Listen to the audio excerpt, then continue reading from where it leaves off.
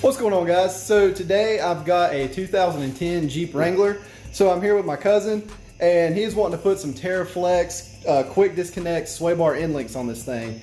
So we're going to get the front end tore apart and I'm going to show you all the pieces that come with the kit and then what you need to do to get it installed. So it should be pretty easy. It's only 4 bolts that you really have to take off, but then it also has a mount that you will put on the frame of the Jeep where you can take the end link off and actually hang it up out of the way so you don't run over it while you're out wheeling and you don't have to tie it up with something else. But with that, I'll get into the install and I'll show you guys how to get this thing put on.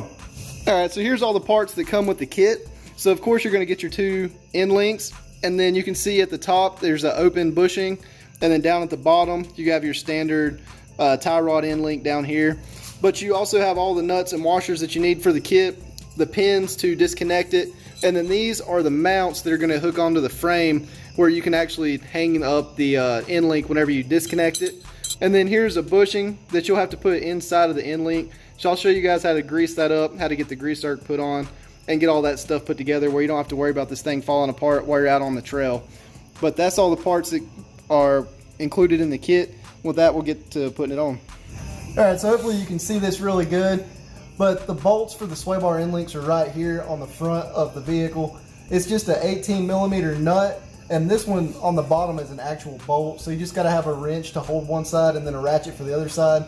The top, if it doesn't come off with an impact, there is a spot you can put a little Allen key in it to hold the tie rod in from spinning. But once you take those bolts out, that's all you have to do to remove the end link.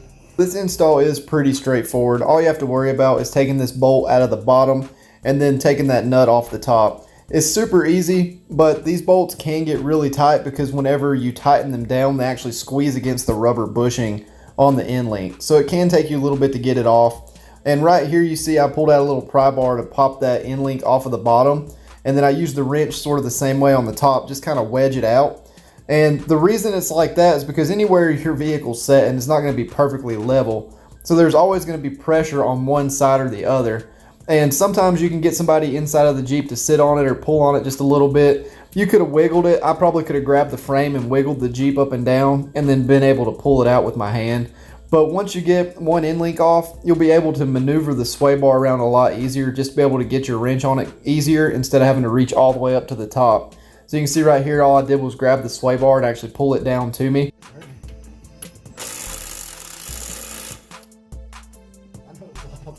Alright, so we got the stock end links off. I just want to go over kind of the differences between the two. So you can see down here at the bottom, the tie rod end side, it's almost identical. It doesn't look like the Teraflex is any bigger, so that's alright. But on this side, this is the side that's a lot different.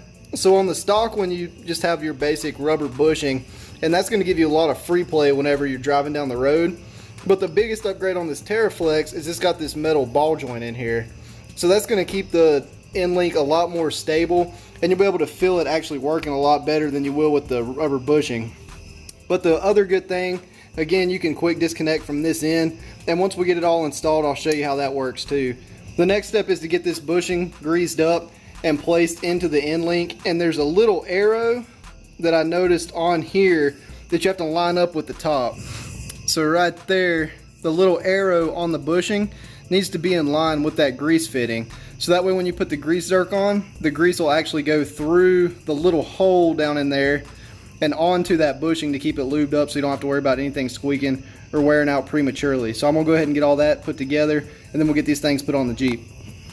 So obviously by this point in the video, you see that putting these bushings in is not necessary if you're gonna use the quick disconnect. So if you compare, go back to the comparison between the stock end link and these Teraflex, you can see the metal sleeve inside of the stock end link, and that is actually what goes right around the stock bolt. So the cool thing about these is you can use them to quick disconnect, or you can just use them as an aftermarket end link if you've already put a lift kit or something on it and you need some longer end links. That's what these can be used for. But again, they are stiffer just because they don't have that rubber bushing in them. So you're going to get a lot better feedback from the sway bar anyway. So it is a good upgrade even if you don't want to use the quick disconnect.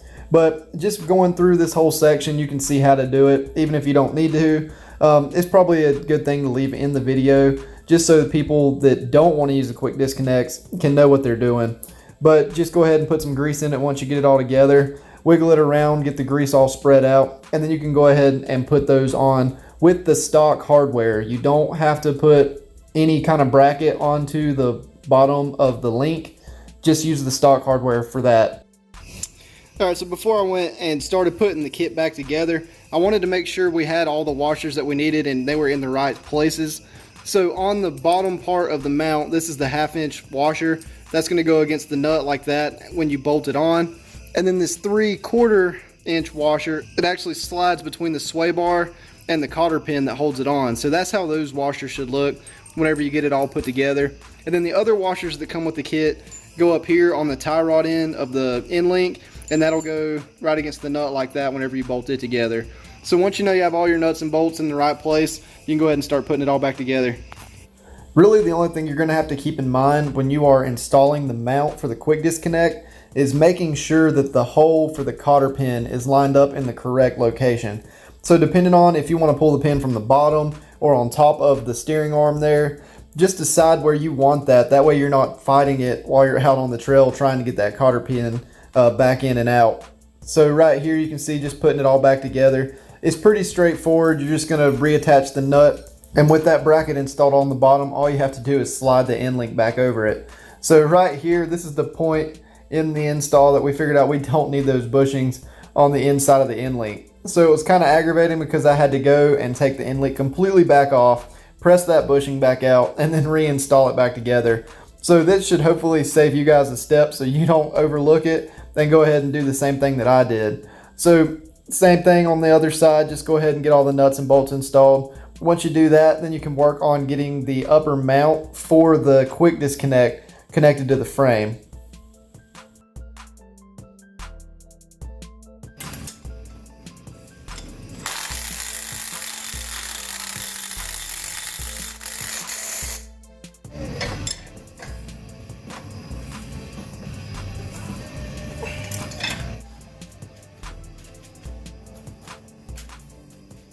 So for these pieces that you put on the frame, you want to go ahead and put some thread lock on these to make sure they don't come off.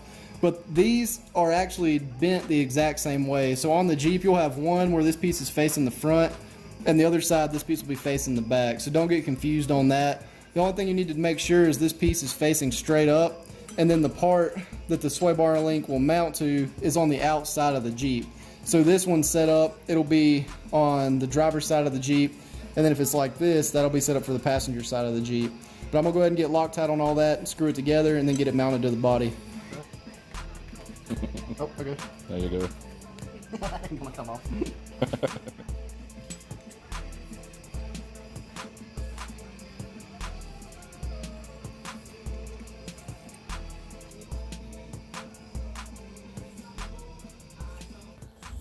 The brackets for the quick disconnect, they mount right to the very front body mount on the Jeep.